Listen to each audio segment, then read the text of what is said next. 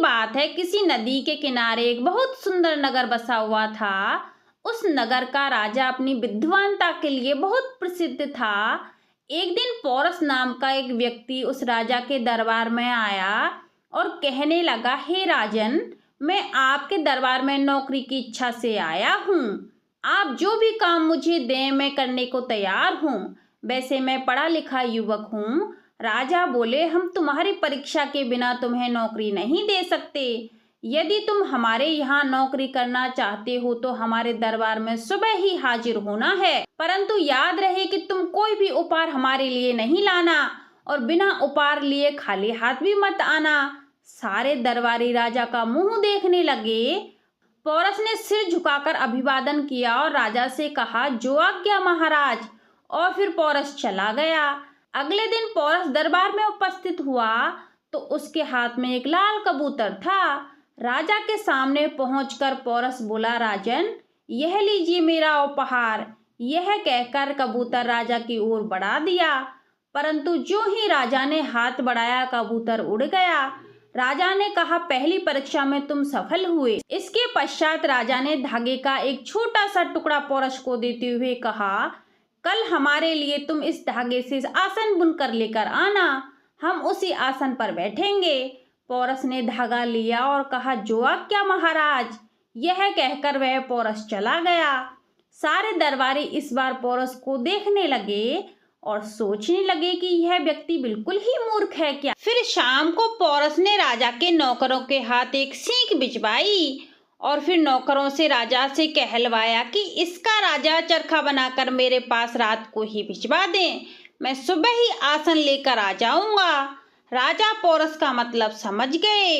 अगले दिन राजा ने अपने सिपाहियों के हाथ कुछ फूलों के बीज भिजवाए और कहलवाया कि कल सुबह इन बीजों से उगे हुए फूल खिलाकर पौधे लेकर हाजिर हो जाए।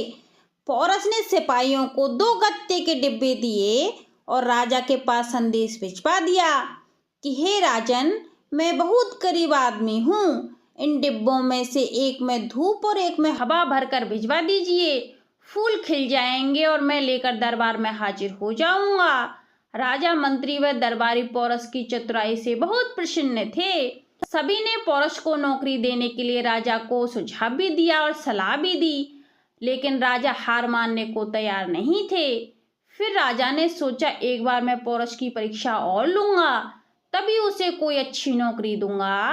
राजा ने अपने सिपाहियों से पोरस के पास सूचना भिजवाई, राजा का आदेश है कि तुम सुबह राजा के दरबार में हाजिर होना, लेकिन न तो तुम पैदल दरबार आओगे और न ही घोड़े पर, न ही वस्त्र पहनकर दरबार में आओगे और न ही इसके बिना।